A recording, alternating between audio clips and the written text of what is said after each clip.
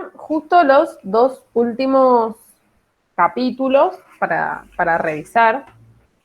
Son bastante, como que en estos dos capítulos hay, que para mí es súper interesante, pero bueno, es como difícil hacer como una síntesis de eso, que es que tienen como mucha data histórica. Pero respecto a esto, quería como recalcar, eh, creo que ya lo dije, las feministas suelen ser muy buenas historiadoras cuando se dedican a eso, eh, y es realmente como decía Benjamin, ¿no? Como empezar a cepillar la historia a contrapelo y empezar a ver como cuál ha sido la participación de las mujeres o empezar a verlo desde una perspectiva de las disidencias, ¿no? Pero empezar como a ponerle otra perspectiva a la historia, que para mí es un ejercicio súper interesante porque nosotros, y yo creo que dos o tres generaciones más de las que nos siguen, si es que no más, vamos a seguir siendo educadas en esta historia como tan patriarcal. Entonces es como que remueve cosas que me parece súper interesante y sobre todo remueve mitos, ¿no? El capítulo 4, que se llama La Gran Casa de Brujas en Europa, lo primero que plantea Federici es justamente esto. La casa de brujas no aparece en la historia del proletariado. ¿No? Esto que decía el Pablo de que es como una especie de mito que circula, que está por ahí, pero no ha sido abordada como con la seriedad que requiere. Eh, Vieron que siempre se caricaturiza un poco a las brujas y entonces como que no era tan malo el hecho de prenderla a fuego, o sea, como que en los dibujitos y demás, como que se asume que la bruja es mala y se exculpa a los que la están acusando y a los que las están a los cazadores de brujas se los exculpa casi por completo, ¿no? Entonces, como que tuvo que venir, lo que plantea Federici es que tuvo que venir el movimiento feminista para poder inscribir a la casa de brujas en la historia del proletariado y como ponerle otra perspectiva, ¿no? Como poder leerlas mucho más como un desafío a las estructuras de poder que como algo así anecdótico, medio folclórico, ¿no? Como divertido. Como que fue necesario, porque lo que plantea la Federici es que es muy significativo el hecho de que es muy contemporánea a los procesos de colonización. De hecho, el auge se da más o menos entre 1550 y 1650, o sea, es ahí. Pensemos que Colón llegó en 1490, le damos unos 60 años para que más o menos se instalen en toda América, ¿no? Como que vengan todas esas misiones colonizadoras, y justo en ese momento se va a dar la casa de brujas. Lo que plantea la Federici es, ¿no será que hay como alguna conexión? Y ella lo plantea, que ya lo hemos ido trabajando, es un aspecto central de la acumulación originaria. O sea, la acumulación originaria necesitó de la domesticación de las mujeres para expropiarnos todo ese trabajo esclavo que realizamos, y la herramienta que encontraron las clases dominantes fue la caza de brujas, ¿no? Como que a través de la construcción y luego la destrucción de la imagen de la bruja, o sea, primero todas las mujeres tuvieron que ser potenciales brujas para después poder atacarlas, fue necesario ese proceso para que el capitalismo pudiera desarrollarse. ¿Por qué? Porque fue un proceso conectado a la acumulación originaria. O sea, se expropiaron en las tierras de América, se cazaron esclavos en África y además se constituyó una subclase dentro del proletariado, que serían las mujeres, que también realizan trabajo esclavo. O sea, esta gente tenía un punto de partida muy alto. O sea, absolutamente alejado del mito del burgués que con su esfuerzo construyó y no sé qué. Este es el origen del capitalismo, este es el origen de los grandes capitales. No es el esfuerzo, es que nada, hubo a los amerindios, africanos y mujeres que expropiarles todo, ¿no? Eso un poco explica por qué este sistema se sostiene con un porcentaje, o sea, como con una concentración de la riqueza tan alta y un porcentaje tan alto de pobres. Si no, no funcionaría, ¿no? Y desde el origen que fue así. Eh, Bien, y lo otro que sostiene Federici, que me parece súper interesante, ella le añade como este tono político, ¿no? Porque la quema de brujas fue una iniciativa estatal, tuvo que ver con el Estado. Ella un poco lo que plantea es que primero se cuenta con el apoyo del Estado, pero sobre el final, cuando ya está un poco más consolidada la burguesía y cuando están un poquito más consolidados los Estados-naciones, cuando el Estado tiene que empezar a hacerse cargo plenamente de la casa de brujas, ahí empieza a disminuir. Porque un poco es como que cuando el Estado logra hacerse cargo de la casa de brujas es porque ya está lo suficientemente fortalecido y no necesita seguir destruyendo a ese sector social. Pero el Estado siempre estuvo apoyando. Cuando el Estado lo asume completamente, ahí la casa de brujas disminuye. Entre paréntesis, esto lo vamos a ver como dentro de un ratito, pero digo, entre otras cosas, porque ya medio habían empezado a acusar a cualquiera de bruja, y de repente las patronas y las burguesas también podían ser acusadas de brujas o gente asociada al Estado, entonces, como hace la Dani, no, no, no, no, no, a estas nenas no las tocamos, a estas otras sí.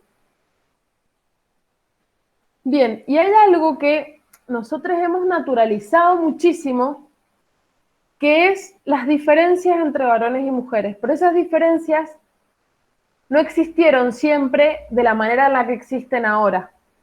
Por supuesto que el patriarcado existe desde antes y que las diferencias entre varones y mujeres existían, pero en este sentido, que es ya casi una guerra entre los sexos, empezó a ahondarse con la casa de brujas. Es la casa de brujas la que construye un modelo de mujer asociado a lo salvaje y asociado a un deseo sexual irrefrenable y en ese deseo sexual asociado a la posibilidad de que los varones pierdan su virilidad, ¿no? Como asociado a la mujer que con sus artimañas, y sobre todo artimañas sensuales y sexuales, controla a los varones. Entonces, como que esa imagen fue la que se empezó a utilizar para separar a los varones de las mujeres. Y empezó a construir este miedo de los varones hacia las mujeres. ¿No? ¿Vieron esta idea? Bueno, el psicoanálisis puede dar cuenta de eso de maneras muy divertidas, ¿no? Como las mujeres como lo incomprensible, como lo oscuro, y en esa incomprensibilidad y oscuridad como medio salvaje, ¿no? Como medio inasible por la racionalidad. Bueno, fue una construcción que se dio en las cámaras de tortura del inicio de la modernidad. Pablis.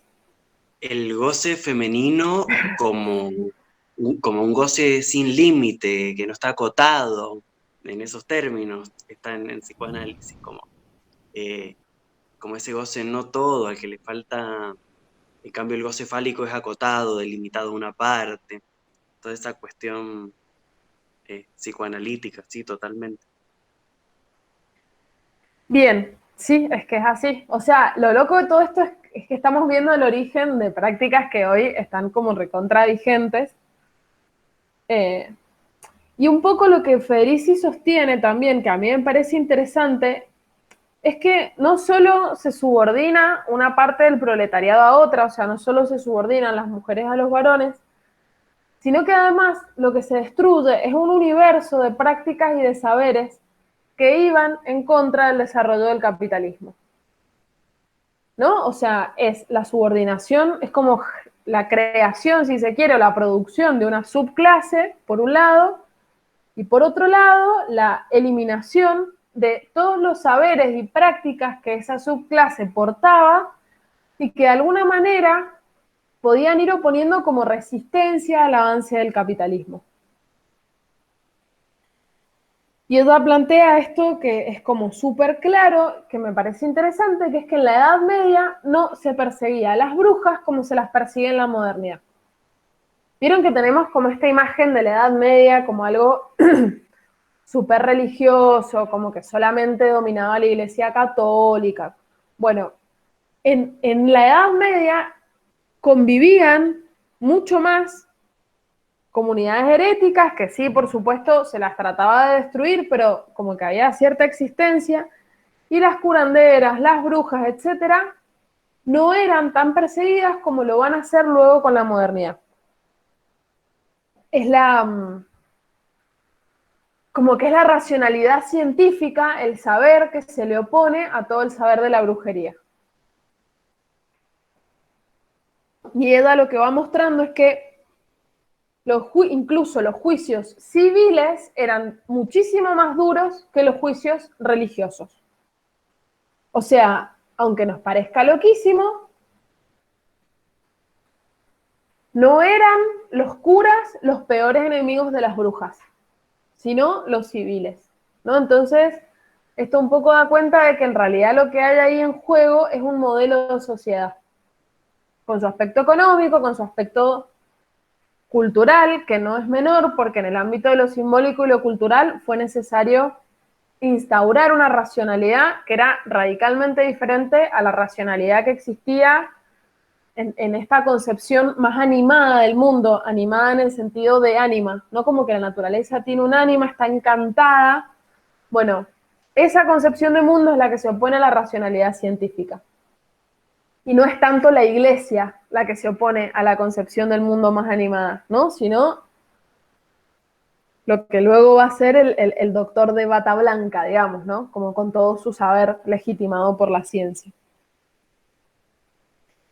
Y Eda señala algo que es re interesante, que es que la Casa de Brujas fue el primer terreno de unidad política de naciones que estaban en guerra. O sea, cuando se constituyen los Estados-naciones en Europa, claramente empiezan a haber guerras, por ejemplo, por las fronteras, por los límites, ¿no? Hasta dónde llega mi rey, hasta dónde llega mi nación, hasta dónde llega la tuya. Y son naciones que venían en guerra, en el medio, bueno, están como las cuestiones religiosas, las cruzadas, etcétera, pero en donde encontraron unidad política fue en el ataque a las brujas. Ahí sí se pusieron todos de acuerdo. Entonces, como que todas estas cuestiones son las que le permiten a Federici afirmar que las brujas y la brujería tenían un elemento fuerte de resistencia a este nuevo orden social que se estaba implementando. Ahí paréntesis, pero conectándolo con lo que hablábamos antes de estos psicoanalistas rancios, es como que es interesante ahí poder desconfiar de lo que tiene demasiada buena prensa, ¿no? Como eso que de repente se pone como muy de moda y que nos parece como recopado, como que ahí me parece que hay que poner el ojito de la desconfianza y decir, bueno, ¿qué onda con esto? Porque no será demasiado funcional al sistema. Lo que realmente va un poco, aunque sea un poco en contra del sistema, no es tan aceptado. Y acá divagando, y me lo permito porque es el último encuentro del año, ¿no? Pero vieron que hay algo, a mí me interesa mucho la adolescencia como momento de la vida, y vieron que hay algo en la adolescencia que es como no hacer lo que todo el mundo hace, como querer a veces como correrse de las modas. Y a mí me parecía como, no sé, como pensándolo, decir, bueno, pero no todo lo que está de moda es malo, ¿no? Como, ¿qué hacemos con eso? Vamos siempre en contra de las mayorías, vamos a ser siempre una minoría, ¿no? Como que se me surgen todas esas preguntas, pero sí me parece que está claro que lo que tiene demasiada buena prensa, justamente ese es un elemento de lo que hay que desconfiar, ¿no? Como lo que todo el mundo está ahí, me parece que hay que seguir un poquito en esa. No necesariamente va a ser malo, pero sí como... porque bueno, es esto, qué ideología o qué sistema está queriendo construir el sistema, o sea, como qué cuerpo de valores, qué cosas son las que se valoran, ¿no? Entonces, si hay algo que está siendo demasiado valorado, y muy probablemente tenga como ese ganchito, ¿no? Bien. Y en este sentido, Federici también plantea que la Casa de Brujas fue instrumental a la construcción de un orden patriarcal. A ver, ella lo que sostiene es que el patriarcado ya existía de antes, pero adquiere una nueva forma en esta transición, mal llamada transición en realidad, del feudalismo al capitalismo, en el que los cuerpos, el trabajo, les hijes los poderes, las potencias de las mujeres van a ser convertidos en recursos económicos. O sea, quedan en manos de los varones y quedan en manos de los varones en tanto que recursos económicos, ¿no? Esto un poco que hablábamos en el encuentro pasado, los cuerpos de las mujeres como bienes comunes.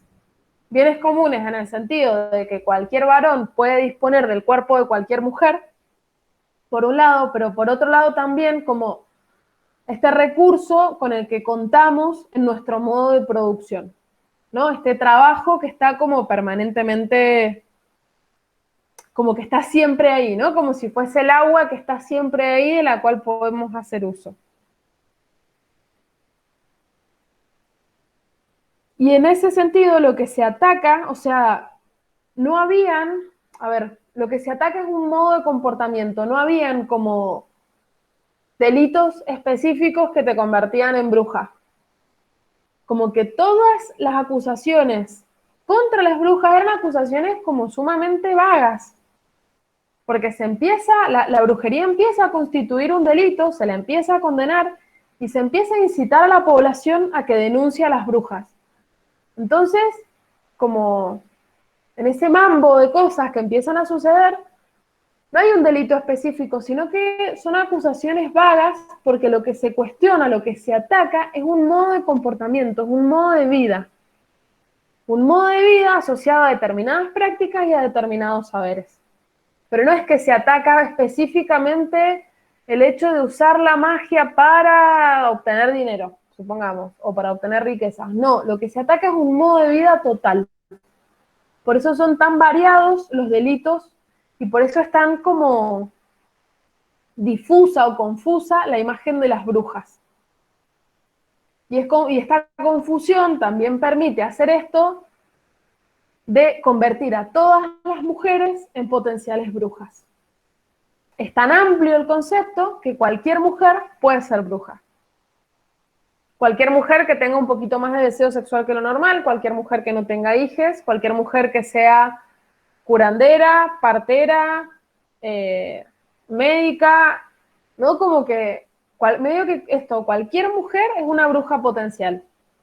Ahí entre paréntesis, en el medio, así se despacharon a un montón, o sea, no me banco más a mi esposa, la denuncio como bruja, no me banco a mi cuñada, voy y le digo al alcalde que es bruja, no me banco a mi suegra, es una bruja. Bueno, la suegra como bruja es una imagen popular súper fuerte. ¿Qué es lo que la hace bruja? Y ahí es como muy amplio, ¿no? Sobre el final, que era lo que les decía, se fueron tan al carajo que ya empezaron a denunciar a las mujeres de la burguesía y eso a la burguesía no le gustó y entonces, bueno, terminamos con la casa de brujas. Pero entonces, en este ataque a ciertas prácticas y a ciertos modos de vida, lo que se transforman son las bases del orden social. O sea, realmente, mediante la casa de brujas como uno de sus elementos, lo que se hizo fue transformar el orden social, transformar cómo se crea el valor, porque la magia crea valor de una manera diferente y el capitalismo necesita generar con todo su fetichismo de la mercancía valor de otra manera.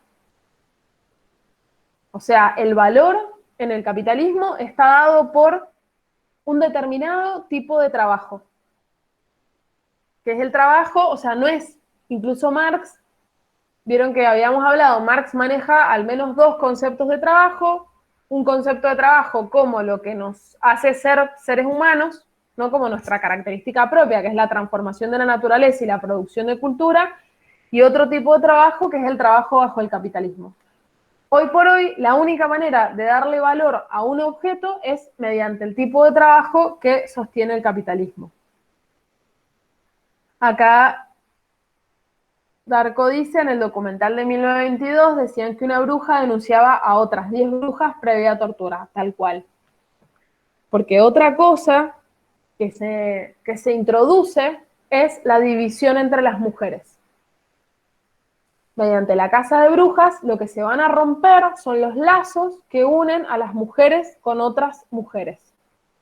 ¿Qué es lo que hoy vemos con el patriarcado? A ver, la total subordinación de las mujeres a los varones, y por eso Monique Wittig va a plantear que la heterosexualidad es un régimen político y que las lesbianas no son mujeres en el sentido de que no son mujeres en ese régimen político, porque no son mujeres que sirven a un varón, sino que sostienen otros modos de vida. Y después lo que me parece súper interesante es como que no es descubrimiento, pero el auge de la sororidad y todo lo que la sororidad implica, porque bueno, nosotras hemos sido educadas para odiarnos entre nosotras. Y hay que deshacer toda esa educación. Y esta educación no es que surgió ahora, data de esto, data de la casa de brujas en la que justamente una bruja denunciaba a otras. Entonces, si cualquier mujer es potencialmente una bruja, por lo tanto, cualquier mujer potencialmente puede denunciarme a mí como bruja. Entonces, como que se van rompiendo esos lazos de alianza. Y también se empieza a ver la amistad entre mujeres como algo que va a amenazar a la unidad que tiene que haber en el matrimonio. Que hoy también lo vemos. ¿Cuántas canciones, al menos del rock nacional, hablan de te vas con tus amigas y entonces conmigo no estás? ¿No? Como esta idea de que la mujer que está mucho con las amigas no es una esposa fiel, no es una buena esposa, etcétera, ¿no? Como que es algo que sigue como muy presente. Bien, entonces decía, se transforman las bases del orden social en cómo se crea el valor, en cuáles son las costumbres sociales que hay que aceptar. Vieron que, como un poco paralelo a la legislación, hay como un cierto saber de qué es lo que se debe hacer, qué es lo que no se debe hacer, qué es lo que debería dar vergüenza, qué es lo que debería dar pudor. A mí me parece muy loco, pues, por ejemplo, la vergüenza por la desnudez también fue implementada en esta época. Previo a eso no existía vergüenza, pero hoy con cualquier niña que tengamos cerca, desde muy corta edad se empieza a sentir vergüenza por la desnudez del cuerpo. Basta ir a cualquier pile, a cualquier club, o en Chile a La Plata, quien pudiera, para ver que a las niñas no les gusta estar desnudes. Digo, o sea, y es como, para mí algo me parece muy loco porque hemos venido al mundo sin ropa y la desnudez, o sea, la vergüenza por la desnudez fue una construcción social que tuvo que hacerse y hoy por hoy se inscribe en nuestros cuerpos desde muy, muy, muy corta edad. ¿No? Como que es una práctica que se reproduce que a mí me parece una cosa como muy loca. Y después Es, perdón, Juli, un link que se hace entre la desnudez y lo sexual. Sí. Y de ahí viene una cuestión del pudor, me parece. Y sobre todo con las niñas, creo que hay algo ahí también, mucho del ejercicio de los adultos, de enseñar que la desnudez es una situación de potencial peligro, etcétera, etcétera, frente al, digamos, como la vulnerabilidad del cuerpo, pero hay algo ahí puesto como linkeado entre lo desnudo y lo sexual. Sí, está como esta cuestión linkeada, como reproducida por el mundo adulto, pero también me parece que hay algo como más inconsciente que es que a nadie, o sea, no sé, como que no perciben a nadie con desnudo, no sé, como que las niñas imitan y ven a todo el mundo con ropa, entonces como que de alguna manera asumen que eso es lo que está bien y asumen que estar desnudas está mal. Y no sé si en las niñas está tan linkeado a lo sexual, o sea, como sí de la mirada del mundo adulto sobre las niñas, pero a mí lo que me pareció loco fue como de las niñas en sí mismas, como sintiendo esa vergüenza por la desnudez. De una. Es como, no sé, a mí me parece, son las que estoy tirando hoy ya son todas cosas como a pensar, no es que lo tenga así como recontrarresuelto, pero sí el pudor me parece como un afecto, un sentimiento, si se quiere, que ha sido construido, que ha sido inscrito en nuestros cuerpos, pero que no, o sea, no sé si es tan natural, ahí entra, bueno, qué sería el orden de lo natural y qué no.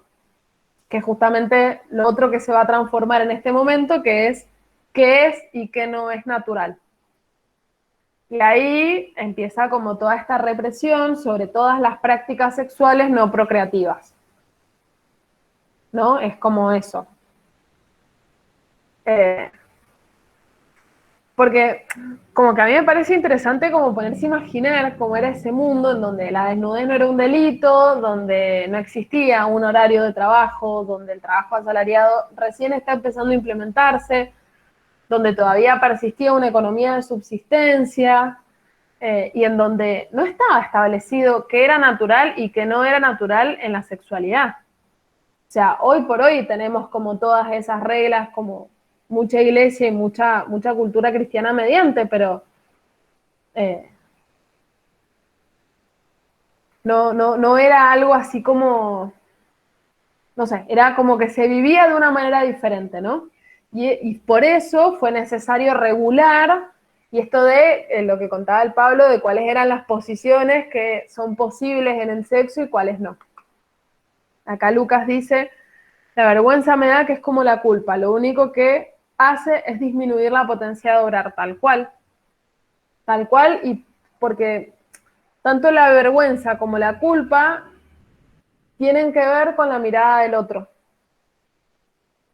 O sea, son sentimientos como súper internos, íntimos, pero que están estrechamente vinculados a la mirada de un otro, al posible juicio que un otro puede hacer sobre nosotros.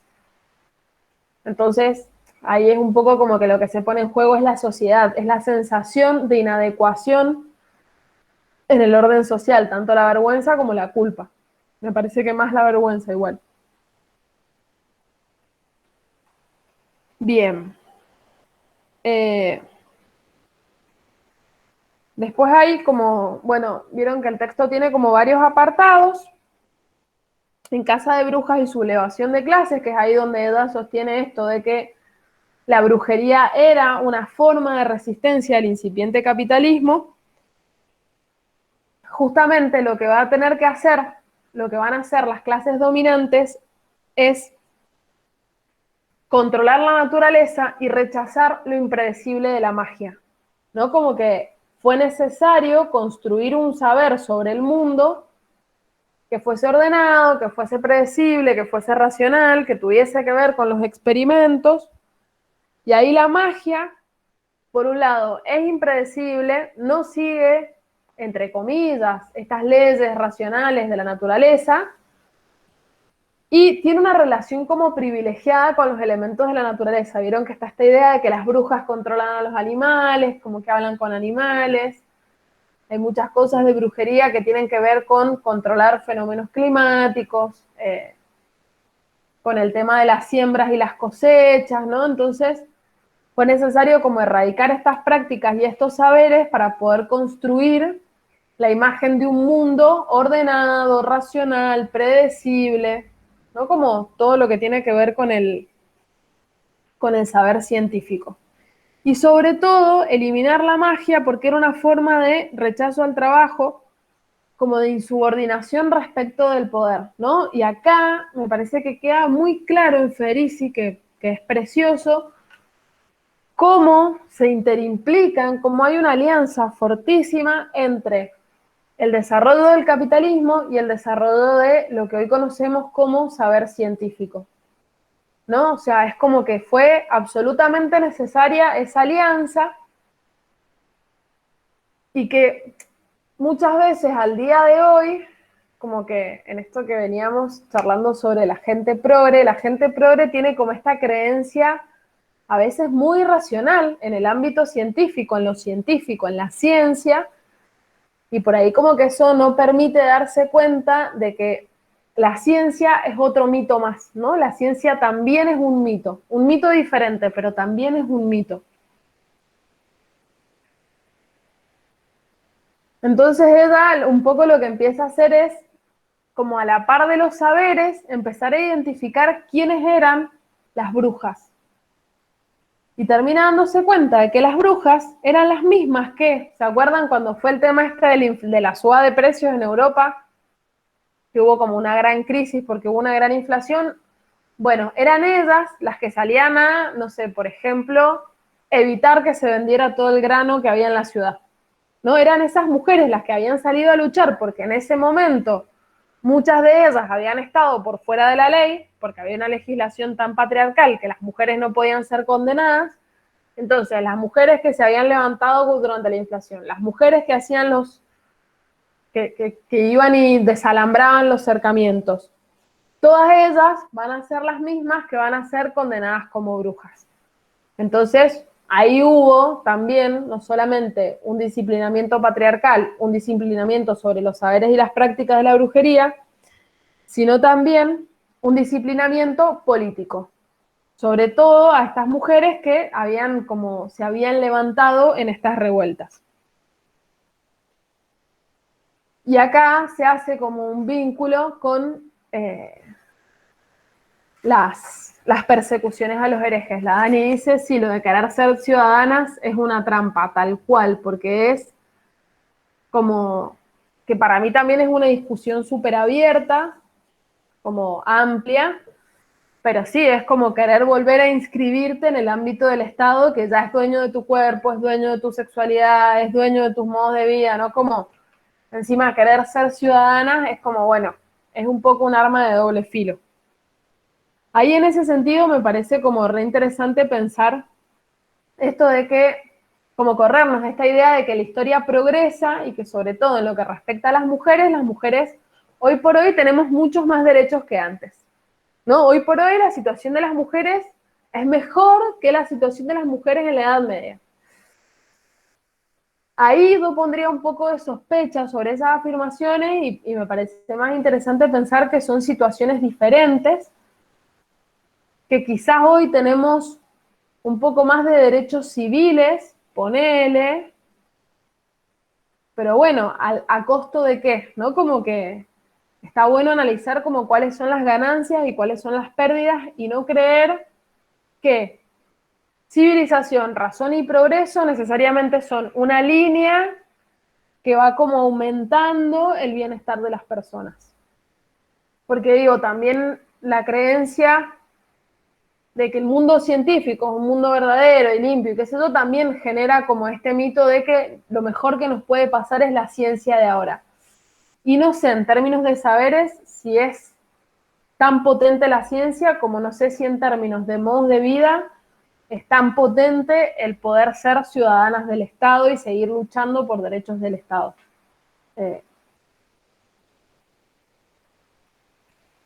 Bien, lo que había quedado colgado era como este vínculo entre las brujas y la persecución a los herejes, y lo que va a decir Federici es que la diferencia entre la herejía y la brujería, porque digo, si nos corremos de la necesidad de construir un orden patriarcal, como que quedan bastante cerquita, la diferencia es que la brujería es un delito propiamente femenino, ¿no? Y esto es como, o sea, incluso desde una visión en la que, o que tenemos como esta visión más contemporánea de que somos iguales ante la ley, todo esto entre un millón de comidas, qué loco, que en realidad no es tan loco, que haya delitos que son específicamente femeninos.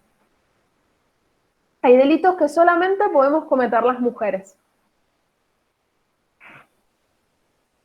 ¿Qué delitos? Y por ejemplo, el del aborto. O sea, se instaura una asociación entre anticoncepción, aborto y brujería, y en esta asociación es como que se va inscribiendo como toda esta sexualidad lujuriosa, salvaje, rebelde, que es necesario erradicar. Entonces las brujas, además de esta conexión privilegiada con la naturaleza, parecía que tenían como una especie de conexión privilegiada con la sexualidad. Y eso es lo que hay que condenar y eso es lo que hay que erradicar.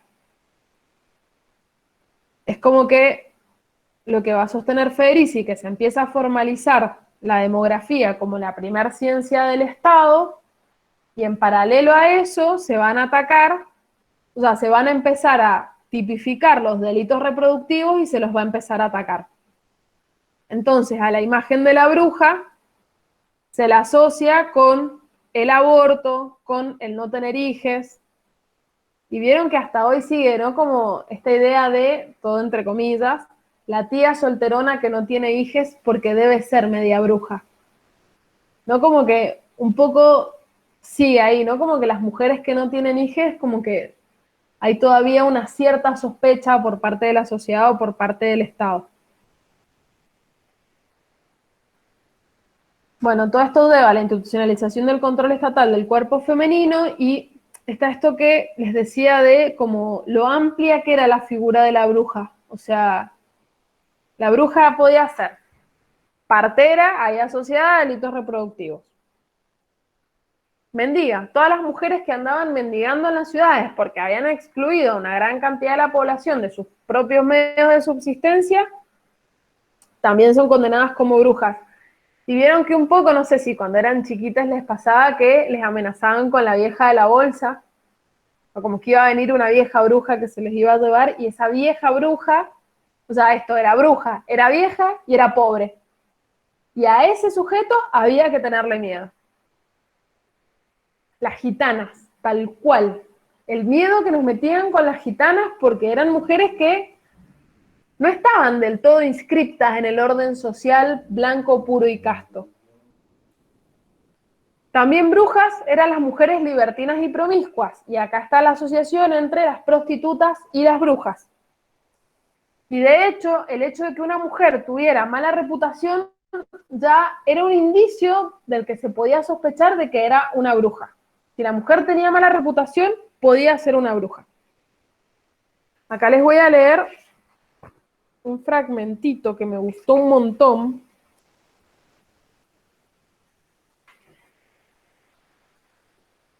Dice, la caza de brujas fue, por lo tanto, una guerra contra las mujeres. Fue un intento coordinado de degradarlas, demonizarlas y destruir su poder social. Al mismo tiempo, fue precisamente en las cámaras de tortura y en las hogueras en las que murieron las brujas donde se forjaron los ideales burgueses de feminidad y domesticidad. Justamente ¿por qué? Porque para ser una buena mujer y no terminar en la hoguera había que ser todo lo contrario. Había que ser obediente, había que ser casta, no había que ser pobre, no había que ser rebelde, ¿no? Como que la quema de brujas como que genera este impacto de disciplinamiento social. Y, a ver, se instaura como junto a esta degradación de las mujeres, se va a instaurar, por supuesto, la supremacía masculina. Y acá Federici hace algo que es precioso, a mí me gustó mucho leerlo, que es la asociación, o sea, que es como pensar la relación que existía entre las brujas y el diablo. Porque en el medioevo no había un solo diablo, sino varios, y el diablo no era el peor tipo del mundo, como lo muestra después la modernidad, sino que el diablo era medio un malhechor fracasado, que era muy inteligente, era muy bueno en la retórica. La retórica en las disputas medievales es muy importante, pero siempre era como medio un perdedor, medio como que capaz el diablo le hacía un trabajo a alguien y esa persona no se lo terminaba pagando, ¿no? Como que existía esta idea del diablo más bien como un pobre tipo. Y después, en el marco de la casa de brujas, ya no hay diablos, sino un diablo. Ya no hay diables y diablas, sino un diablo masculino, varón. Y el vínculo con la bruja va a ser un vínculo matrimonial, en el que la bruja pasa a ser su sirvienta, su esclava, su servidora, ¿no? Y justamente el pacto tiene este carácter de matrimonio, pero un matrimonio en el que la mujer es absolutamente degradada, bueno, como en todo matrimonio, ¿no? O sea, porque es como la esencia de este contrato heterosexual, pero se empieza a construir en el mismo imaginario del mal, porque el diablo y las brujas son del mal, esta idea de que la mujer, incluso en la máxima maldad que podía hacer, que era aliarse con el diablo, incluso ahí la mujer es un ser absolutamente degradado. Entonces se santifica, así es como que se le pone un moño a la supremacía masculina. Y esto se induce a los varones a temer a las mujeres, a temer a la sexualidad de las mujeres.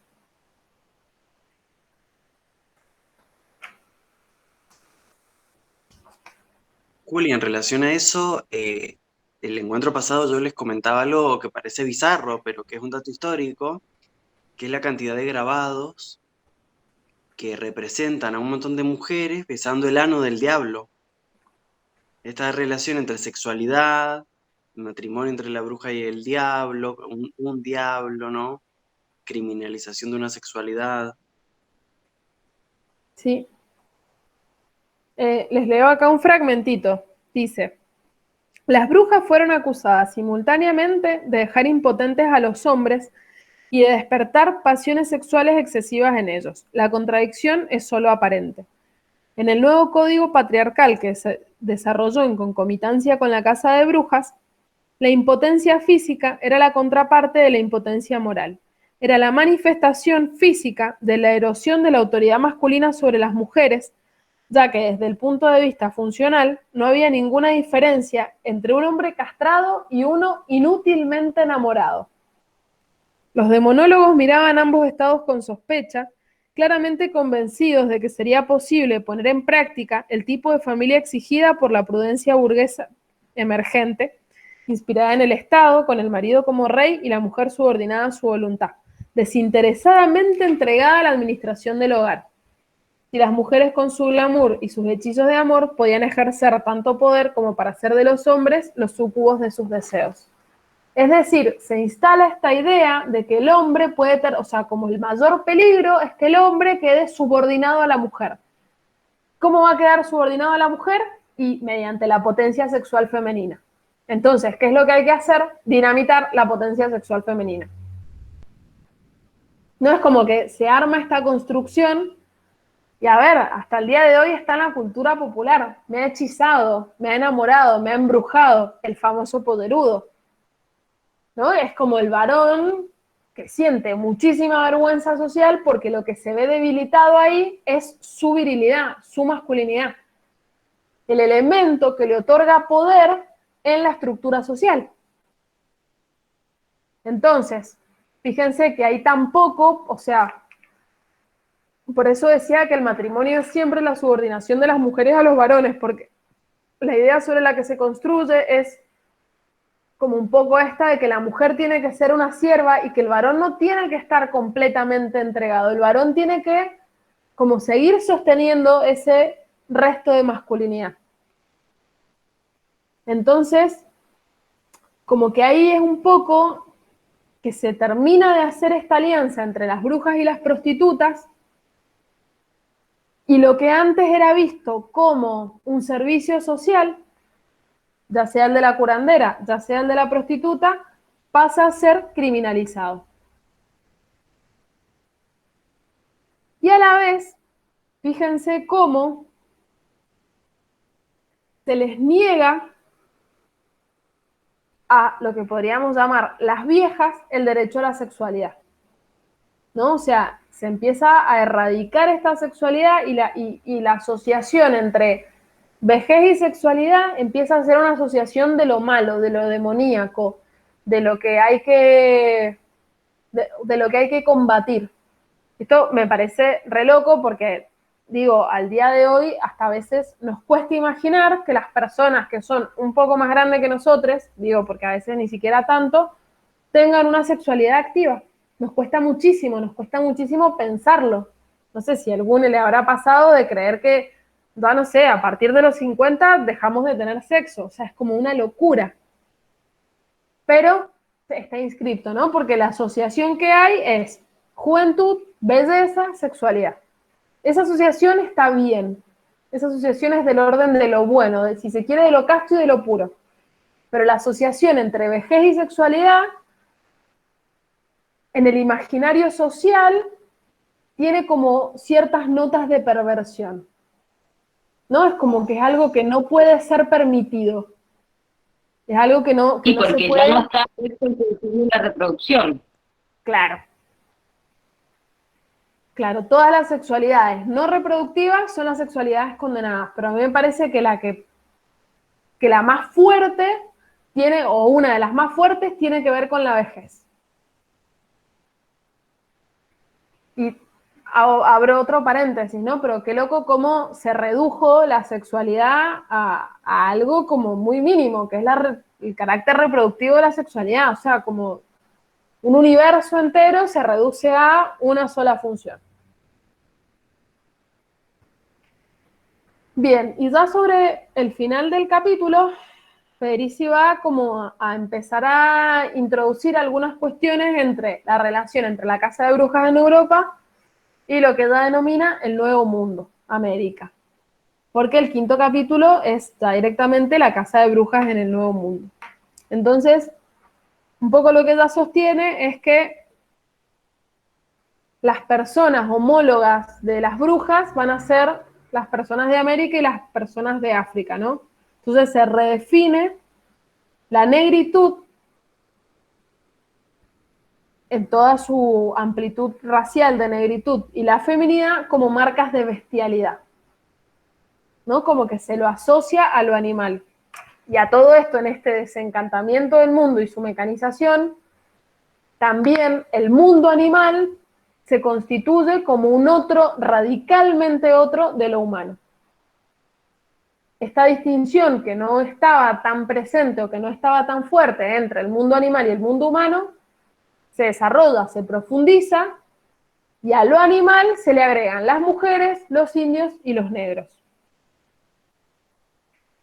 Y todo eso va como con el mismo sello de un deseo sexual muy potente, pero también desenfrenado, ¿no? O sea, la sexualidad animal, esto tiene un deseo animal, ¿no? Como si el deseo animal fuese permanente, fuese absolutamente desenfrenado, fuese hiperpotente, ¿no? Entonces es como que se inscribe a todos esos seres en el reino de lo animal. Bien, y en lo que les decía de la ancianidad, y en esto de la sexualidad solo como lo reproductivo, es un momento de la historia en la que se va a priorizar a las niñas y se va a empezar como a dejar de lado a las personas ancianas, ¿no? Es como que las ancianas que antes habían podido ocupar como un lugar importante en la sociedad, empiezan a ser dejadas de lado. La ancianidad antes era el lugar del saber, era el lugar del consejo, era el lugar de la prudencia, era el lugar de la experiencia, ¿no? Como que los ancianos antiguamente ocupaban otro lugar en la sociedad, no eran el descarte, sino todo lo contrario, eran justamente el lugar de la sabiduría. Pero paulatinamente se empieza a dinamitar, digo, ¿no? Como pensando en estos recortes que va haciendo el capitalismo para que la única humanidad válida sea la del hombre blanco heterosexual, adulto, etcétera, etcétera, es como que fue necesario ir recortando pedazos de humanidad válida para ese modelo. No fue siempre así.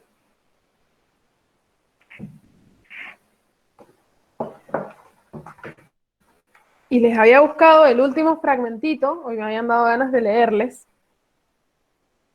porque tiene sus momentos bellos la Federici.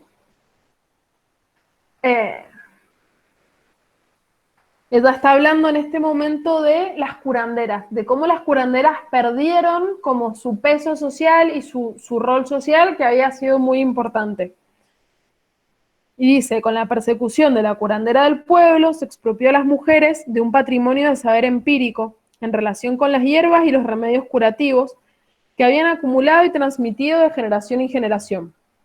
Una pérdida que allanó el camino para una nueva forma de acercamiento, el ascenso de la medicina profesional que, a pesar de sus pretensiones curativas, erigió una muralla de conocimiento científico indisputable, inasequible y extraño para las clases bajas. Es decir, que un poco el desarrollo de la medicina moderna fue la expropiación, sobre todo de las clases bajas, de los saberes que tenían respecto de las curaciones, ¿no? Y esa expropiación se va a hacer directamente sobre el ataque a las curanderas. Creo que acá... Bueno, ella todo el tiempo está mostrando como que eran muy múltiples los oficios que podían tener las brujas, ¿no? O sea, está por un lado la asociación con las prostitutas, por otro lado las curanderas, por otro lado las parteras, ¿no? Y como que todas las mujeres, o sea, todos esos lugares que habían sido ocupados por las mujeres, empezaron a ser como puestos en cuestión. Empezaron a ser criminalizados, empezaron a ser condenados. Y ella marca algo que es como interesante, que es que no es que se deja de creer en las brujas, no es que su saber se lo plantea como falso, sino que se lo ataca porque no es acorde al nuevo modelo social que se está tratando de instaurar, pero no es porque sea falso. O sea, incluso dice la racionalidad científica cree en las brujas. Por ejemplo, dice, bueno, nombra algunos como entre ellos a Newton, que no es que dejan de creer en las brujas. A las brujas hay que condenarlas porque que las hay, las hay. O sea, no es que a las brujas se las expulsa porque su saber no vale, porque no existen y qué sé yo. A las brujas hay que correrlas porque justamente existen, están ahí y hay que ir en contra de ese saber. Bien, y para cerrar un poco, es como que da lo que cierra ahí en el capítulo, es cómo se distribuye un nuevo orden, que justamente la idea de un mundo que no es animista, sino que es un mundo racional, controlable por medio del método científico, que le permite esto a las clases dominantes centralizar la localización y la distribución del poder, tanto en el cosmos como en la sociedad, es decir, tanto en la cosmovisión que existía y cuáles son los lugares, porque piensen que esto de poner a la humanidad como en la cima de la visión del cosmos que tenemos es una construcción histórica que no existió desde siempre y que a la vez, a ver, se pone a la humanidad en este lugar privilegiado en el cosmos y a su vez el modelo de humanidad es el que les decía, varón, blanco, heterosexual, adulto, etcétera, etcétera. Entonces digo, también eso redefine los lugares sociales que se pueden ocupar. Y si los animales son lo otro, las mujeres somos lo otro, los negros son lo otro, los indios son lo otro, ¿no? Como que se redefine el cosmos, pero también así se redefine los lugares que cada quien ocupa en la sociedad. Y ella termina diciendo esto de que una vez que está consolidado el nuevo orden, ya no fue necesaria la casa de brujas. O sea, cuando la casa de brujas se institucionaliza tanto que pasa en manos del Estado, ahí la casa de brujas deja de ejercerse. Justamente ¿por qué? Porque ya existe esta consolidación del nuevo orden y justamente porque se ha destruido el potencial subversivo de la brujería. Entonces, cuando se le destruye su potencial subversivo, sí que se practique. Digo, no, y al día de hoy se puede practicar la brujería, entre comillas, porque, como había comentado el Pablo en un momento en el capítulo 3, ya no tiene un potencial subversivo. Hoy por hoy, recontra, podemos estudiar astrología y sacar cartas astrales y estar todo el tiempo pensando, porque de ninguna manera esos saberes van a hacer que masivamente vayamos en contra de la racionalidad capitalista. O sea, nos podemos leer la carta natal y seguir el ciclo lunar todo lo que queramos, pero el lunes a las 8 vamos a ir a trabajar, a como sea. Por más que esté Mercurio retrógrado, por más que haya una conjunción entre Mercurio y Plutón en Escorpio, no sé, digamos, todo eso puede suceder, pero vamos a ir a trabajar igual. Entonces, es un saber que puede circular libremente porque ya no tiene un potencial subversivo. Y ahí lo que me parece interesante pensar, que es algo de, o sea, que es algo que genera como ruido, que es como el nuevo desarrollo de la astrología. Vieron que la astrología de repente ha tenido un potencial que no venía teniendo.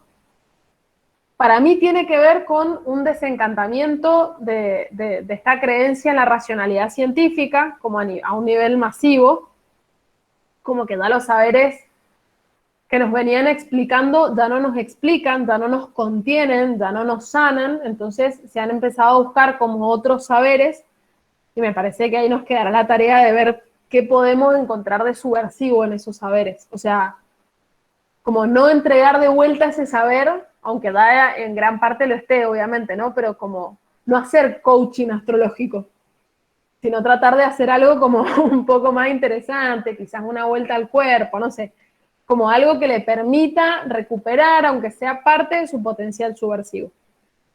Bien, y hasta aquí he llegado yo. Pablín, te dejo la palabra. Bueno, ahora vamos a ir al capítulo 5, que se llama Colonización y Cristianización. Para ello les envié un PowerPoint, porque cuando la Juli lo pone al Power por acá, ella tiene que estar con el sonido apagado y para poder hacer un comentario tiene que sacar todo el Power. Entonces directamente se los mandé para que lo tengan todos y puedan ir viéndolo si quieren mientras charlamos. Al principio del Power les puse de nuevo esta tablita, que ahora justo la Juli también estuvo hablando un poco de esto, del modo en que se divide de manera binario el mundo en la modernidad. Y bueno, primeramente en esa tabla me gustaría mostrarles que agregué una fila más, que es la de la niñez, que no la había puesto antes, porque la niñez, como creo que lo dijo recién la Juli, es otra construcción moderna. Y de hecho ahí el psicoanálisis tuvo mucho que ver. El psicoanálisis influyó en la construcción de la modernidad, en la construcción de la niñez en la modernidad. Decía entonces que la niñez es otra construcción moderna y que de hecho la masculinidad hegemónica moderna se funda en 3 negaciones que tienen que ver. Yo sigo buscando relaciones al interior de la tabla. Decía, la masculinidad hegemónica occidental tiene que ver con no ser mujer, no ser niño y no ser homosexual. Dice Badinter en un libro que se llama La identidad masculina. Y con este libro, Federici, con Calibán y la bruja, me parece que podemos pensar, podemos vislumbrar de dónde proviene un poco esta identidad masculina. Podemos como rastrear algunos orígenes de esta identidad masculina. Otra relación al interior de la tabla es el tema de la tutela, que también lo hablamos en el encuentro pasado. Tutela de niñeces, tutela de mujeres, ¿no? Como el sujeto legal. Otra relación posible al interior de estas divisiones es que, así como la Juli recién decía, el patriarcado hace que las mujeres se peleen entre sí, desconfíen entre sí.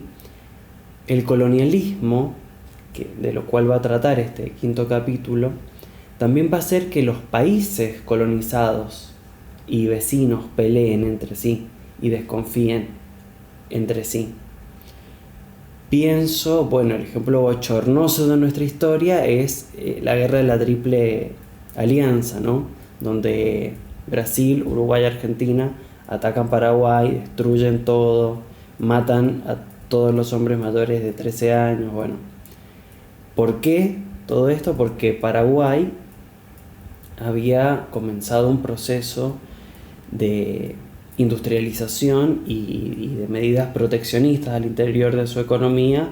Y bueno, vino Inglaterra y dijo, eso no me gusta a mí, yo quiero que me compres las fábricas y los motores a mí, no me gusta que hagan nada ustedes. Así que venga una guerra para destruir absolutamente el país, porque se atrevieron a no hacer caso a lo que decía Inglaterra.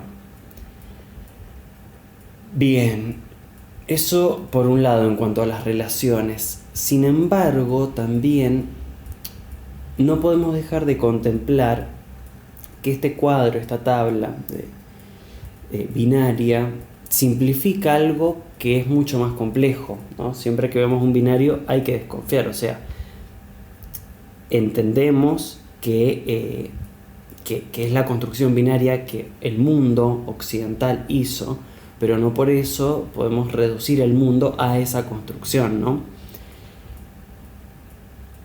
Entonces, en relación a esto me parece que es interesante pensar, por un lado, las intersecciones y las interrelaciones que hay entre diferentes elementos de la tabla.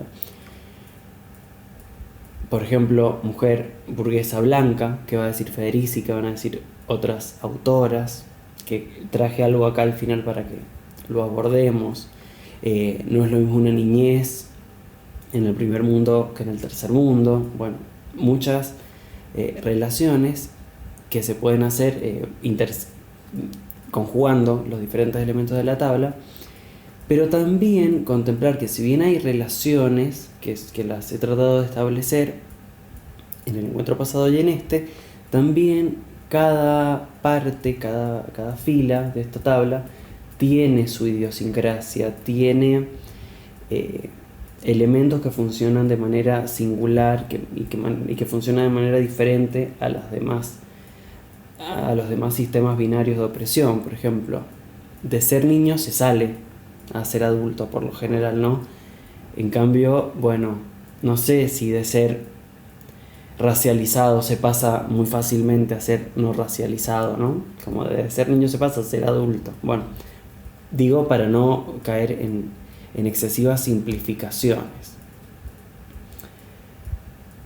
Pero continuando con las relaciones que existen entre los elementos de la tabla, lo que nos ayuda a pensar Federici es que tanto las mujeres en lo que va a ser Europa durante la caza de brujas, como los pueblos de América durante la conquista, fueron, por un lado, ambos y ambas expulsados de sus tierras, empobrecidos, cristianizados, y se creó sobre ellos un estereotipo deshumanizado. Acá está la idea de lo humano, ¿no? Si hay un estereotipo deshumanizado es porque hay un ideal de humanidad. No quiero ser redundante porque he estado hablando de esto la Juli, pero bueno, entonces no quiero ser redundante en lo del hombre blanco, heterosexual, europeo, bla, bla, bla, bla. Ya sabemos que ese es el ideal de humanidad. Entonces se crea estereotipos deshumanizados que dan miedo y que por lo tanto son más fáciles de atacar. Y acá está en la mujer de fines de la Edad Media europea, la bruja, y en los pueblos de América el caníbal, el calibán, ¿no? Calibán y la bruja. De ahí el título del libro. Lo que es interesante, me parece, pensar es quiénes son hoy las brujas y los calibanes. ¿Quiénes son hoy los sujetos sociales deshumanizados, estigmatizados y a los cuales hay que tenerle miedo? ¿Qué indica Occidente? Bueno, a mí se me ocurren al menos dos respuestas tentativas, que son, por un lado, el pibe chorro, claramente es una, donde es culpable a priori, como la bruja, y el otro, el terrorista islámico. Me parece que son como las dos figuras del miedo, del estereotipo. Antes del terrorista islámico estaba el ruso, ¿no? Pero bueno, pensaba eso como para articularlo con nuestros tiempos. Como les decía, sí, Dani, ¿querías decir algo? No, pensaba en los migrantes, las migrantes y les migrantes en general, como en cualquier proceso de movimiento de las fronteras de los Estados-nación siempre son el efecto del temor.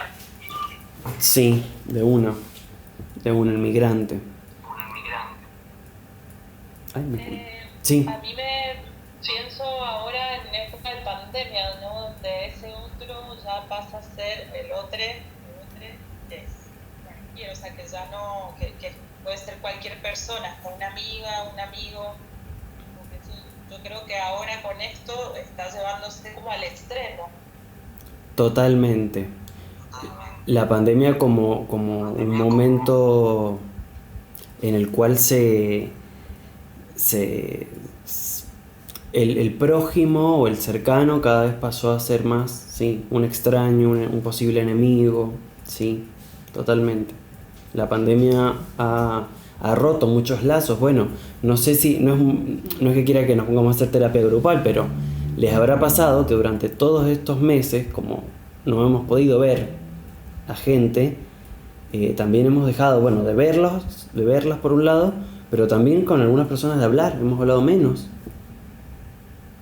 No sé si les ha pasado que se han, no sé si eliminado, pero diluido vínculos. Además porque hemos estado todos del orto, básicamente. Que no, vamos a decirlo. Entonces, ya tenía que decir... Sí. No, que a mí me parece que está re bueno pensar que hemos estado del orto y nos hemos aislado.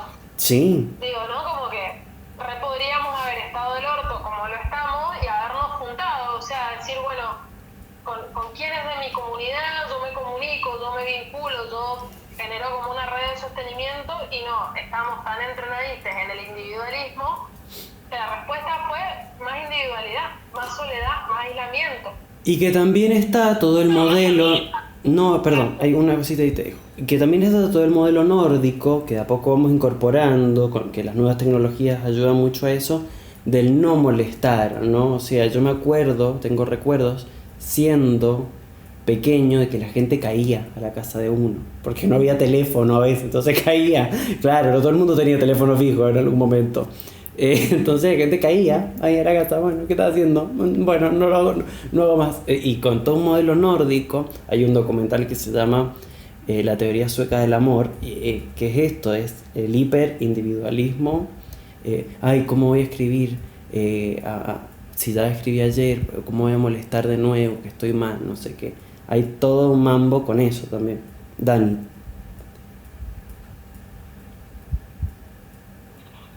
No, dos cosas que pensaba en relación a esto que se está diciendo. La primera creo que es en defensa del virus, que me parece que no es la pandemia la que nos ha individualizado, sino la gestión que han hecho los estados de la pandemia.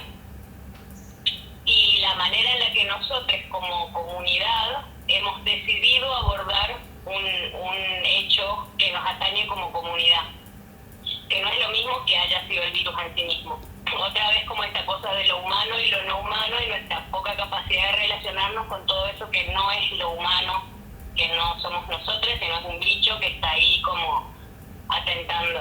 Y otra cosa que creo que ha habido una propaganda, o sea, como se ha intensificado muchísimo la propaganda de la familia, no como las reuniones permitidas son solamente con la familia, creo que, o sea, un poco como con lo que decía Juli recién, no nos hemos aislado, sino que nos hemos como emburbujado en nuestros vínculos familiares, quienes han podido y a quienes no les ha representado un peligro mayor que el virus tener una familia en este momento, que también puede pasar. Y la otra cosa que estaba pensando en relación a la sociabilidad, como que también en algún momento me ha pasado, no sé, a mí me ha pasado personalmente, en esto mismo, que se han diluido vínculos y de qué manera quizás esos vínculos tampoco es que eran imprescindibles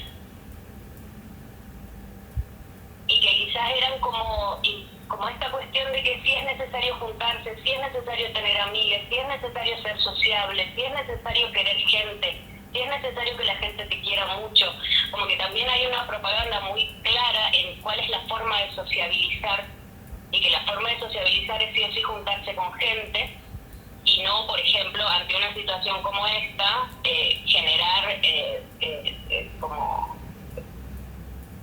estrategias de comunidad que tienen que ver en este momento con otra cosa que no es juntarse. No sé, como que lo pensaba también en relación al consumo. Sí, como sociabilidad es el bar y listo.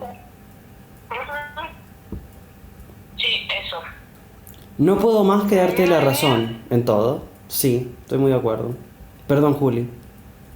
No, que en esa misma línea estaba lo que decía Lucas, dice, siento que también se hizo una limpieza de vínculos, al menos en mi caso. Como que permitió revisar, bueno, qué vínculos sostenemos, qué vínculos tenemos ganas de sostener y nos permitió pensar que había un montón de vínculos que no sé, no nos sumaban quizás, no nos potenciaban, pero sí también pienso un poco que como esto que decía la Dani, no es que buscamos otras maneras de vincularnos, sino que nos emburbujamos. Digo, no es que profundizamos, o quizás, no sé, pero digo, no sé si se profundizó tanto en esos vínculos que sí son como, qué sé yo, más potentes, qué sé yo, sino que está bien, nos limpiamos de vínculos que no nos interesaban, pero no pudimos construir otra manera de vincularnos, o estamos intentándolo, otra manera de vincularnos con los que sí nos interesan. O sea, como generando otras redes. Me parece que eso quizás más a nivel personal o en estos espacios se puede dar, pero me parece que generalmente no se dio. O sea, un poco lo indica el hecho de que se abrió un poco todo y de vuelta se volvió esa sociabilidad por el bar. Digamos, como que no es que se generaron otras cosas, sino que volvimos a sociabilizar de la misma manera que veníamos sociabilizando antes. Sí. Está bueno esto que dicen de, bueno, sí, a ver, como que es una limpieza de vínculos que ya se querían soltar de antes, pero también a veces hay vínculos que sí estaban piola, que sí se querían sostener, pero todo esto puede haber implicado una reducción de la energía para sostenerlos también. Me parece que hay de las dos cosas, como de los innecesarios o de los no queridos, y también de los potentes que se reducen porque, no sé, porque se reducen las posibilidades, como de los encuentros que sabemos cómo hacerlos, digamos, como dice la Dani, el modo bar, digamos, totalmente. Pero terminando con la terapéutica grupal y volviendo a Federici, para que no se nos burocratice el grupo, dirían los psicólogos de terapia grupal. No se nos burocratice el grupo, por favor, que es grupo operativo de trabajo. Volviendo al capítulo 5, colonización y cristianismo, lo que va a decir Federici es que se extiende la casa de brujas a las colonias. Les leo un fragmento que se los dejé en el Power, creo. También en el Nuevo Mundo, la caza de brujas constituyó una estrategia deliberada, utilizada por las autoridades con el objetivo de infundir terror, destruir la resistencia colectiva, silenciar a las comunidades enteras y enfrentar a sus miembros entre sí. También fue una estrategia de cercamiento que, según el contexto, podía consistir en cercamiento de tierras, cercamiento de cuerpos o de relaciones sociales. Al igual que en Europa, la caza de brujas fue sobre todo un medio de deshumanización y como tal la forma paradigmática de represión que servía para justificar la esclavitud y el genocidio. O sea, con la conquista de América, así como dijimos que surge el estereotipo de la bruja y la caza de brujas, con la conquista de América surge el estereotipo y la simplificación del indio. A ver, pensemos que en este vastísimo y enorme continente habían huarpes, puelches, pehuenches, sanavirones, comechingones, toba, mapuche, incas, maya, azteca, y podría seguir la lista. Y todo eso fue indio. Todo eso se redujo a indio, se simplificó. Y en un primer momento está el estereotipo del indio como inocente y generoso, ¿no? Que viene y te da el oro. Pero después aparece el estereotipo del indio como malo, como caníbal, como sodomita, como adoradores del diablo. Y siguiendo con las comparaciones, podemos ver que esto es similar a lo que pasó con la figura de la mujer. Seres cristalinos y sin maldad o brujas. La santa, la virgen, la madre o la puta. El buen salvaje, el caníbal. No tienen matices estos estereotipos. Otra cosa que va a decir Federici es que para la colonización y cristianización se utilizó un método, se requirió un método que tiene que ver con lo que acabo de decir, que es el deshumanizar y el crear temor para poder colonizar tanto a las brujas como a los pueblos originarios, a los nativos americanos. En relación a esto de la deshumanización, el estereotipo y la creación y la infusión del miedo, digamos, y el dar miedo, hay un capítulo de Black Mirror que creo que se los mencioné, creo que se llama El hombre contra el fuego, creo, es la de los militares con los bichos. Es genial ese capítulo para pensar todo esto del estereotipo, del extranjero, el temor, etc. La deshumanización. Cuestión que, entonces, la violencia y el terror lo que logran en este método es romper el tejido social, desarticular los lazos sociales. Cualquier parecido con la realidad, como decía la Dani, en la gestión por parte de los estados de la pandemia, no es pura coincidencia. Volver a las comunidades conjuntos de individuos, que es lo que deviene en la modernidad. Sociedad como conjunto de individuos. Que el prójimo dé miedo, que se transforme en un extraño, que genere sospecha. ¿Puede tener el virus? ¿No? Esta es la sospecha. Y que cada quien se ocupe de sus asuntos personales. Y la bruja algo habrá hecho.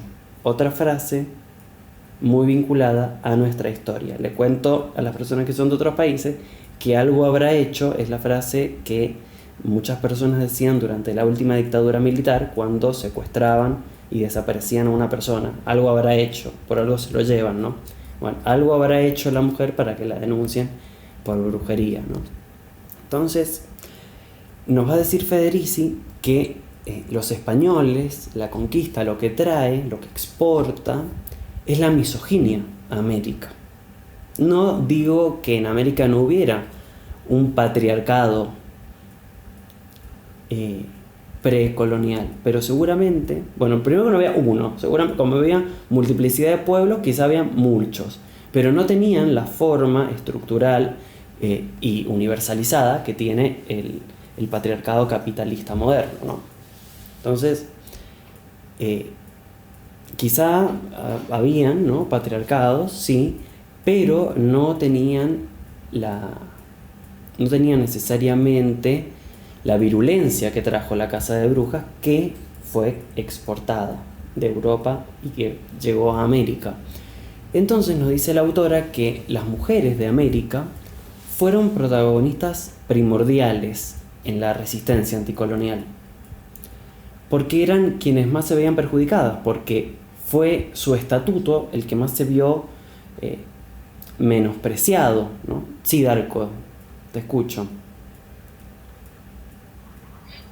Quería comentar que acá en Chile seguimos un poco, de alguna manera, en la época de la colonia con el conflicto con el pueblo mapuche. Y a ellos, si tú preguntas así a la gente común, mapuche lo asocia con terrorista.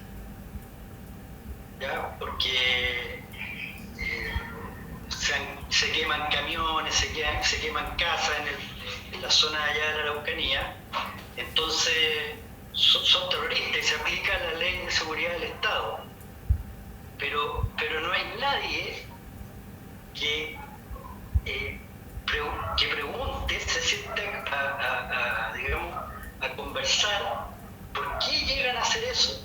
No existe, y ningún gobierno, por lo menos en los últimos 30 años, ha sido capaz de resolver ese conflicto. Y también pasa, bueno, algo habrá hecho. La policía mató, hay un caso, no sé si lo han escuchado, de Catrillanca, que lo mataron hace como 2 años, se demostró que era un uso excesivo de la fuerza carabinero. Bueno, algo habrá hecho, también se comentaba eso. Sí. Es todo un tema. Hay una película que yo la asocio mucho con ese conflicto, que es Avatar. Ay, hermosa película. Está basada en un libro, vos que lees muchísimo, está basada en un libro que no lo mencionan igual, pero es El nombre del mundo es bosque, de Úrsula K. Le Guin. Le robaron todo al libro. No tenía idea que era de ella. Pero es parecido. Bueno, ahí yo creo que esa película refleja, pero muy bien, el tema con los pueblos originarios en general. Sí, cómo se enfrentan dos cosmovisiones y bueno, qué es lo que pasa cuando unos tienen muchas armas y los otros no tanto. Sí, total. Y esto que vos mencionas de lo que los estados llaman terrorismo es algo que, digamos, ¿por qué se da ese fenómeno? Como vos decís, nunca nadie se puso a preguntarse por qué se llega a esa instancia. Es porque han sido, primero que hay montajes, absolutamente, pero además, en caso de que no fueran montajes y fueran expresiones de violencia legítima, lo que muestra es que, digamos, hay que subir tanto en la apuesta porque hay tanta falta de diálogo de parte del otro lado, y tanta, bueno, búsqueda de genocidio, básicamente. O sea, ¿por qué a veces alguien... ¿Por qué se cometería eso, digamos? Porque, claro, es redoblar la apuesta frente a un interlocutor que nunca te reconoce como interlocutor, justamente, como una persona posible para un diálogo. Entonces, como la última instancia de mostrarse y de presentarse y de tener voz también. Al margen de que, como decía, hay más montaje que otra cosa muchas veces, pero sí, totalmente.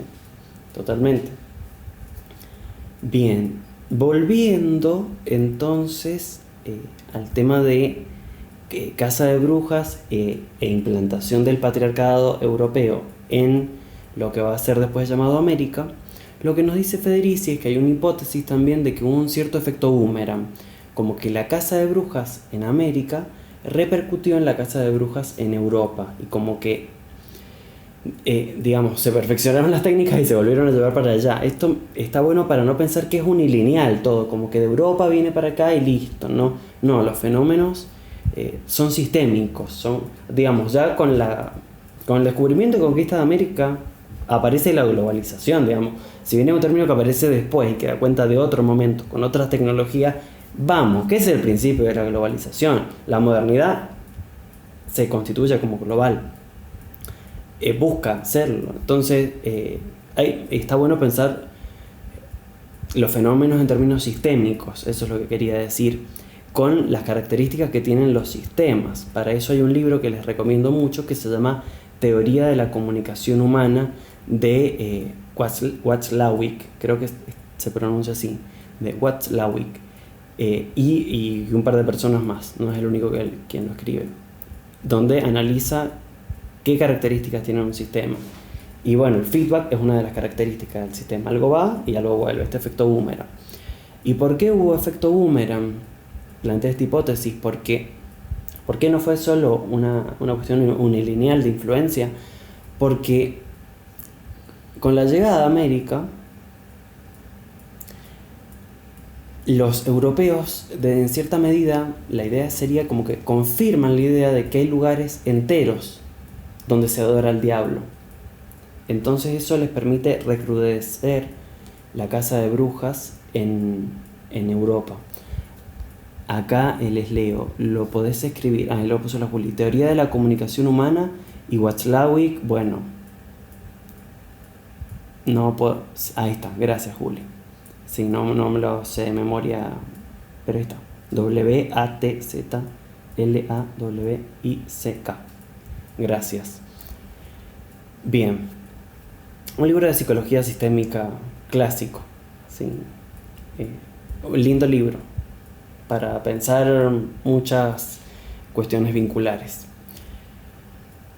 Bien, y lo que nos va a decir Federici por otra parte es que hay una progresiva africanización de la bruja con el paso del tiempo, o sea, posteriormente, hasta la actualidad, se va africanizando la representación de la bruja.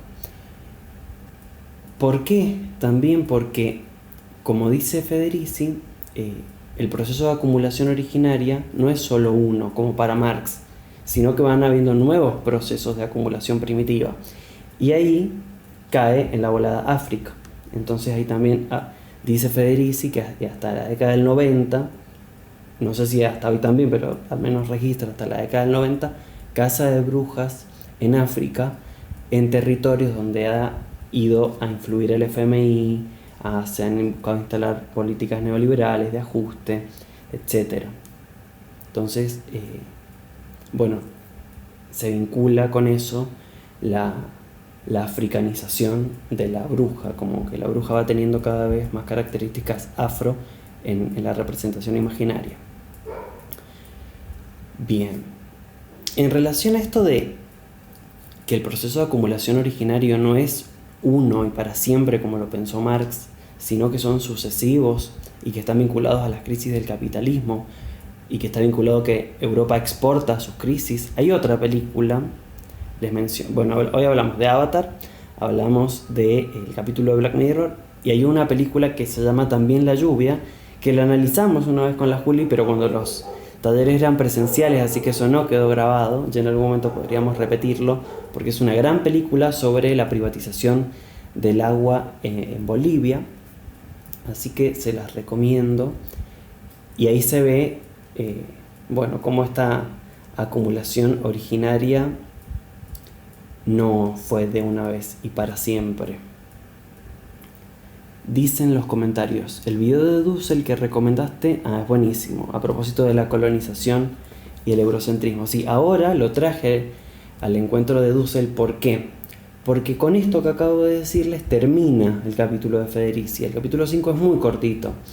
Entonces traje materiales complementarios y conceptos complementarios que quisiera compartir con ustedes para complejizar esto que está un poco corto en el capítulo 5. Y quería empezar justamente por el video de Dussel.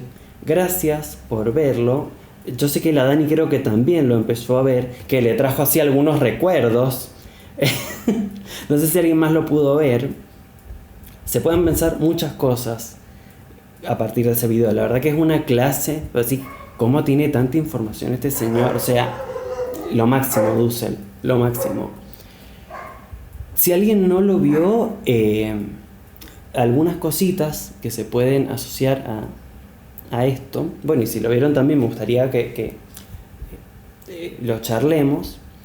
Primero, una cosa que se puede pensar a partir de ese video es que la línea del tiempo, tal cual nos la enseñan en la escuela, de la historia universal, es una construcción política y una construcción colonial. O sea, eso de que primero hay una antigüedad con centro en Grecia, después de ahí se amplía y se va a Roma, el centro en Roma, en la Edad Media, y después de ahí a toda Europa en la modernidad, y de ahí a América se incluye, como que se va amplificando, ¿no? Progreso, aumenta Occidente. Eso es una ficción. O sea, en la época de la Grecia antigua no era el centro Grecia de su mundo. Habían grandes civilizaciones como Egipto. O sea, sí, hemos sido engañados. Totalmente. Un gran engaño.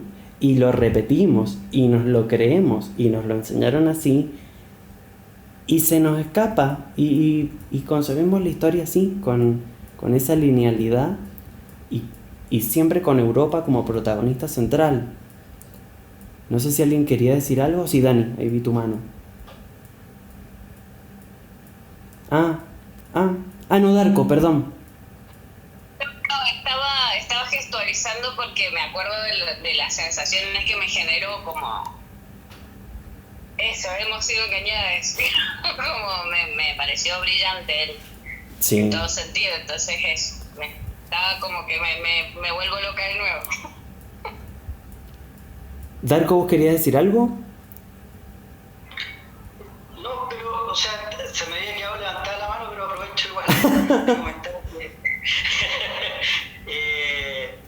sí, el video se pasó para bueno. Realmente el tipo es una enciclopedia. Una cantidad de datos, de información. Y me gustó mucho esa especie como de interpelación que hace a nosotros, digamos, los latinoamericanos, de crear nuestro propio pensamiento. ¿Por qué estamos tan estancados? Bueno, y pensaba a propósito de los vínculos que hablaban hace un rato, que estos vínculos de estos talleres, por ejemplo, creo que sirven mucho para eso, justamente, para poder ir articulando nuestros propios pensamientos. Eso. Bueno, gracias. Es lo que buscamos, sí, total. Gracias. Ya cuando vengas a Mendoza vamos a hacer uno presencial en algún momento. Cuando se pueda viajar, porque todavía no se puede. Pero sí, él hace un llamado a descolonizar, hacer una descolonización de la epistemología, sí, del conocimiento, total. Decía entonces del video, tengo anotado acá mis apuntes, que esta universalización que esta forma que se ha universalizado de contar la historia y de periodizar la historia, en la que Europa es siempre el centro, dice Dussel que es un invento del romanticismo alemán, así, a fines del siglo XVIII. Después, claro, la magia es un delirio, que venga esta gente, invente esto, como que los alemanes, bueno, venimos de los griegos, punto. Eso no es un delirio, eso es historia moderna.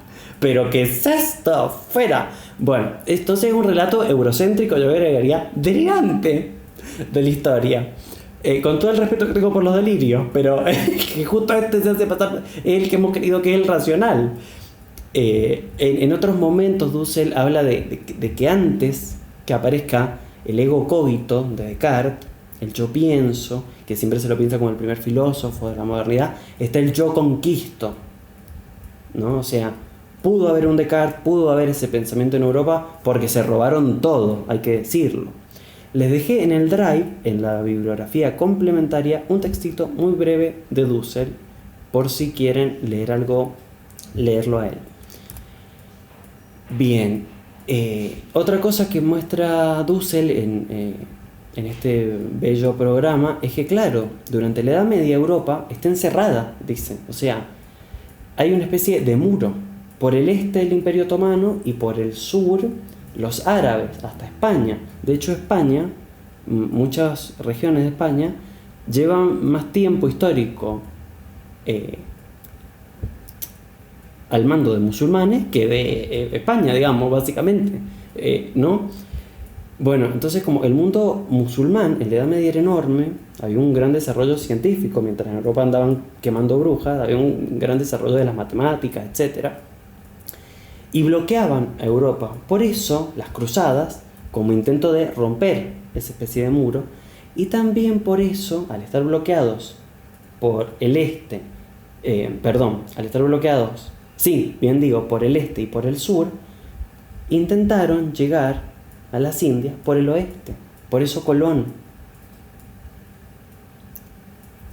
Y por eso llegan a América, ¿sí? Por eso salen por el Atlántico. Y de esa colonización de América nos cuenta Dussel que es que consiguieron su poderío. O sea, nos dice Dussel que la conquista de América explica en parte la decadencia del mundo árabe, musulmán, en tanto que el descubrimiento del Atlántico, dice, es la muerte del Mediterráneo. Antes el Mediterráneo era el centro de intercambio y de flujos entre las diferentes civilizaciones. Ahora pasan a ser los océanos y sobre todo el Atlántico, ¿no? Entonces, la conquista de América construye Europa, construye la hegemonía europea. Si existe una Europa es porque hubo una conquista de América. Hasta ahí Dussel, el video que les mandé. ¿Alguien quiere decir algo de esto? ¿O paso a otros autores? He traído más autores. Bien, avanzo entonces. Vallandier es un antropólogo que va a trabajar la cuestión de la situación colonial. La situación colonial es aquella, bueno, la conquista de América es una situación colonial. Es aquella en la cual una minoría cristiana se impone a una mayoría no cristiana y no capitalista. Solo que la minoría, en términos numéricos de personas, tienen mayoría o ventaja o son superiores en términos materiales, o sea, bélicos. Vienen con armas mejores, por eso conquistan, no porque son mejores, sino porque tienen armas mejores. Entonces, esta situación colonial, esta colonización, tiene tres empresas, o sea, tres empresas no en términos de McDonald's, sino tres empresas, tres emprendimientos, tres proyectos. El material, la empresa material, la empresa administrativa y la empresa ideológica, dice Vallandier. Como verán, bueno, ahora vamos a ver cuál es cuál, pero esto continúa hasta el día de hoy. Lo de las independencias fue toda una mentira, fue para comercializar con Inglaterra. O sea, dijeron, no queremos comercializar solo con la corona española, comercialicemos con Inglaterra, bueno, hay que independizarse para eso. No fue mucho más que eso, quiero decir, que no hay que esperar, no hubo un gran cambio, es lo mismo de otro modo. Bien, entonces, vamos a las tres empresas: material, administrativa e ideológica. Y acá me gustaría que pensemos ejemplos y que aprovechemos el hecho de que hay personas de varios países para pensar cómo ocurrió esto en las diferentes latitudes. Me interesaría mucho eso. La empresa material la empresa material y la administrativa ocurren primero, pero no pueden sostenerse, mejor dicho, en el tiempo sin la ideológica. Es fundamental que haya una empresa ideológica para que se sostengan las otras, la material y la administrativa. La material implica el control de la tierra y la modificación de la población. Por ejemplo, la imagen que les puse ahí de Argentina, de las rutas, ¿qué muestra? Que todo va al puerto. ¿Por qué se llamaba Virreinato del Río de la Plata? Porque traían la plata de Potosí. De ahí la plata, el Río de la Plata, el Virreinato del Río de la Plata. O sea, los españoles nos lo dejaron bastante evidente. Venían a robar la plata. Entonces se le ponían a todo lo que iba por el caminito de la plata, la plata, la plata, la plata. Bueno, entonces, si ven esas rutas, claro, eso no tiene nada de lógico, esa distribución del tránsito, por decirlo de alguna manera. Es todo para exportar y llevarse todas las materias primas. Y así como es el control de la tierra, la administración de la tierra, la empresa material, también es la modificación de la población. Es decir, destrucción de pueblos originarios, en nuestro caso, ¿no?, en el país en el que habitamos, y también toda esa serie de políticas a partir de 1880 para atraer inmigrantes europeos.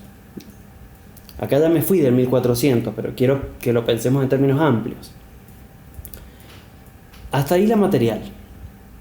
La administrativa consiste en el control de las autoridades locales, en el control de la justicia y en oponerse a políticas autóctonas, a iniciativas políticas autóctonas.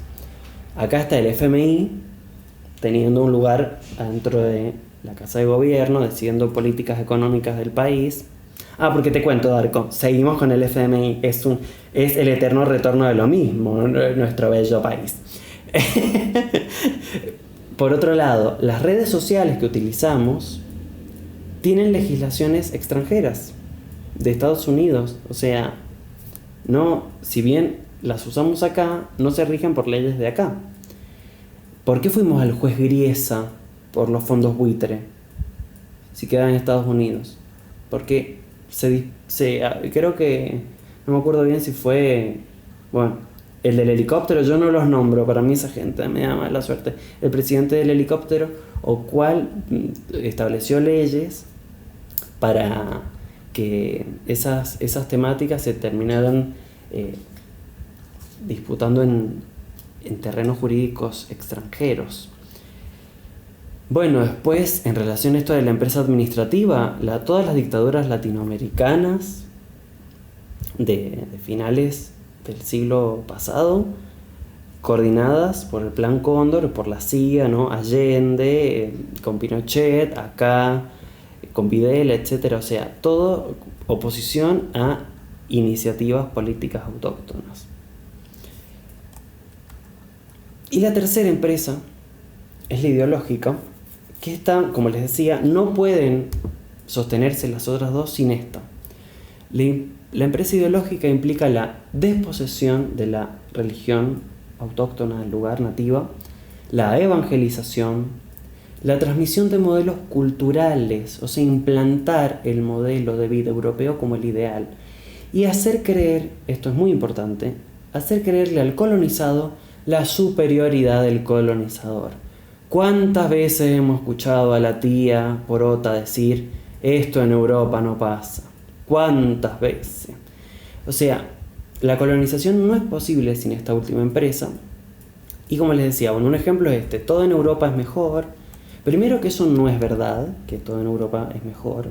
Primero, que no es verdad. Y en última instancia, si fuese cierto, que no lo es, pero si fuese cierto, no es meritorio, porque es solo producto de lo saqueado. O sea, si tienen mejores recursos, capitales, sistemas educativos, lo que sea, es porque se robaron todo, no porque son más inteligentes. Pero ni siquiera es verdad. Me acordaba de una anécdota de una amiga, le mandamos un besito a Silvi, si algún día escucha esto. Una amiga en España, que fue a España y me contó que estaba en un bar, creo, y que contó que era argentina, y que uno le dijo, pero qué bien que hablas español, le dijo. Me encanta, burro, total. Ay, me salió el especismo, perdón. No debe haber dicho burro. Bueno, ¿qué ponen acá en los comentarios? Argentina es la Europa latinoamericana. Bueno, por un lado sí nos creemos muy Europa, pero por otro lado varios países latinoamericanos han tomado a un país europeo como ideal. Argentina, si bien se cree Europa, tiene una... Y obvio, somos italianos, ¿viste? Ay, es que me enojo porque me sale la sangre italiana, ¿viste? Siempre es eso. Lo que se escucha. Pero Argentina ha tomado mucho como modelo a Francia. Uruguay es muy Suiza, en su ideal. Chile, muy Inglaterra, ¿no? Como que los diferentes países han tenido su ídolo local.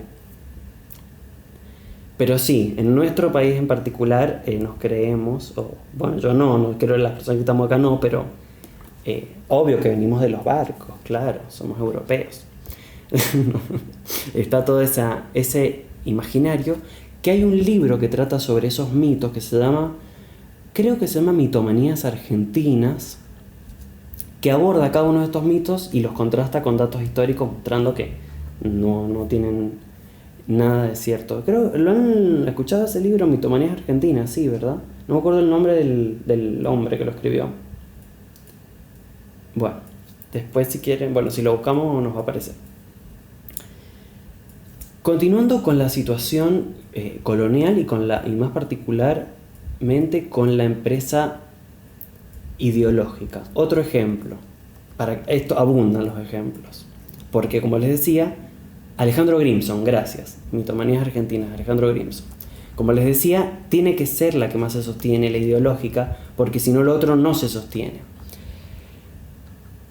En la universidad, quienes han habitado esos sitios, ¿qué libros estudian? ¿De dónde son esos libros? ¿De dónde son las personas que los escribieron? A ver, en un 90% los autores son hombres europeos, caucásicos, burgueses, ¿no? O sea, vas a psicología y te encontrás con Freud. Otro ejemplo. Ay, que pensé mucho ejemplo, ya le cedo la palabra. La invocación a la Real Academia Española, a la RAE, cada vez que alguien dice todes, ¿no? Después ya sabemos que la gente dice hubieron tormentas, hubieron problemas, o sea, confunden el sujeto con el complemento directo. O sea que lo que les molesta ya sabemos que no es los errores gramaticales, entre comillas, la desobediencia a la RAE, sino que lo que les molesta es que alguien problematice la universalización de lo masculino. Pero igual como argumento se apela a la RAE, es decir, a una institución de otra nación, y no de cualquier nación, sino justamente y casualmente a la nación que nos colonizó, que colonizó estos territorios. Pero bueno, ahí está la autoridad, ahí está la fuente de autoridad, la RAE, la verdad. Unos señores que a esta altura no deben saber ni dónde están sentados, básicamente. Es como el nivel de conservadurismo de eso, o sea, no sé, yo me imagino gente que piensa, no sé, Guerra Fría y marxismo cultural, piensan en esos términos, la realidad, los señores de la RAE. Bueno, además, esta gente que te dice la RAE no lo acepta, digamos, como que yo no sé qué piensan, como si pensaran que uno no sabe que la RAE no lo acepta, digamos, como que si se usa el TODE justamente como una forma de desobedecer la regla o de interpelar la norma. Ya sabemos que no es lo que dicta la norma, decir TODE. O sea, lo que pasa es que me parece que lo más peligroso es que conciben norma, obedecer, como que no existe la posibilidad nunca de desobedecer la norma en ese esquema, porque si la RAE lo dice, hay que hacerlo así. Entonces, bueno, como que hay muchos problemas detrás de eso, ¿no? Como, claro, ya sabemos que una norma, pasa que no queremos obedecerla, está clara la cuestión, pues, no tiene el menor sentido la apelación a la RAE. Y siguiendo en relación a España, otra frase tremenda, increíble, traumática, España la madre patria. Una frase que despolitiza, esconde un genocidio mediante una metáfora edípica. O sea, España la madre patria. O sea, bueno, una Medea, bueno, Medea era mejor que España, madre patria. ¿Qué es esto? Bueno, no puedo dejar la frase ¿qué es esto? Pero que increíble, ¿qué es esto? La verdad. Bueno, les dejo hablar. Todo muy hetero, todo muy hetero. ¿Qué piensan de esto? ¿Se les ocurre algún otro ejemplo? Solo veo que me puse en modo stand-up y ponen ja en los... Es como cuando te dicen, te cortaste el pelo como si uno no supiera. Claro, cuando dicen, la RAE no lo acepta, como uno no lo supiera, es cierto. Me gustó la comparación. Bien, tengo más ejemplos para pensarnos y para hacer mi pequeño aporte de granito de arena a esto que trae Dussel de descolonizar la epistemología o hacer una epistemología descolonizada. Pienso en Uruguay, o sea, esto no les va a gustar a los uruguayos porque claro, a nadie en su mito fundacional de su nación le gustaría traer este discurso, siempre es como hubo patriotas que se independizaron, padres de la patria, otra vez la metáfora edípica. Pero Uruguay, digamos, en cierta medida, o en gran medida, es una resolución inglesa a un conflicto entre el Imperio de Brasil y las Provincias Unidas del Río de la Plata, que se disputaban ese territorio constantemente. La disputa bélica le dificultaba el comercio en Inglaterra en esa zona, entonces los británicos mediaron en el conflicto bélico, se sentaron Brasil, Provincias Unidas del Río de la Plata, para no decir Argentina, porque no era todo ese nombre, y ingleses dijeron, bueno, no va a ser una nación aparte y tal. En parte, había cierto sentimiento independentista, pero vamos, que fue un invento inglés en gran medida. Después decía, la guerra de la Triple Alianza de Paraguay, hacia Paraguay, por parte de Argentina, Uruguay y Brasil, que destruyó las políticas autóctonas y que fue tremendo, o sea, mataron a todos los varones de más de 13 años. Y eso también impulsado por Inglaterra. Bien, hasta ahí los ejemplos que pensé. ¿Alguien quiere decir algo o paso a un temita más que traje? Ya termino. Es el último encuentro. Me voy a exceder un poquito con el tiempo. Avanzo. Lo otro que quería traerles a colación es un hecho histórico muy poco conocido, y no casualmente es muy poco conocido, que es la Conferencia de Berlín de 1885, que es otra de las imágenes que les puse en el Power. O sea, ya hablamos de Dussel, hablamos de las tres empresas, y ahora me gustaría hablarles de la Conferencia de Berlín. Que así como les hablaba del delirio de los alemanes, de decir venimos de los griegos, este fue otro delirio. Se juntaron así, Pancho por su casa, alemanes, ingleses, franceses, belgas, italianos, españoles, portugueses, ¿no? Europa occidental, y dijeron, bueno, tenemos que dividirnos África, ¿no? Bueno, sí, esta parte para mí, esta parte para... Así, o sea, esa es la historia, como, bueno, nos tenemos que repartir África. ¿Quién se va a quedar con cada parte según cuántos militares tenga? Potencia para invadir tenga, según la posibilidad de influenciar en cada sector. Antes había en algunos enclaves en África y había robo de personas que las esclavizaban, pero no fue como en América antes. O sea, había mucho territorio en África sin colonizar, no como América, que viene del 1500. En África, si bien hubo robo de personas que fueron utilizadas para la esclavitud, es en 1885, o sea, es historia muy reciente la que estamos contando dentro de todo. Ya no estamos en el 1400 con Federici. Se dividen el mundo, y el mundo se divide definitivamente en metrópoli o en colonia. Y por eso África tiene también los conflictos internos que tiene después, porque claro, agarraron y cortaron el mapa como les pintó. Entonces quedaron pueblos divididos, uno de cada lado de un país y de otro, y después pueblos que han tenido conflictos en un mismo país, minorías gobernando en un país de otras mayorías, y todo eso que, digamos, lo que quiero decir es que no es que son personas que no saben gobernarse, que no pueden vivir en democracia y tantas otras cosas, tantas otras ideas eurocéntricas, sino que esa producción de África en países, en estados-naciones, es un invento absolutamente artificial, europeo, sin contemplación de ninguna realidad local, que produjo esos monstruos. Los sueños de la razón producen monstruos, decía Goya. Bueno, los sueños de la razón europea producen esos estados sin ninguna lógica. Bueno, ningún estado tiene lógica, pero estos menos, porque, claro, generaron los europeos mismos conflictos al dividir el mundo, África, mejor dicho, más particularmente, de modos tan ilógicos.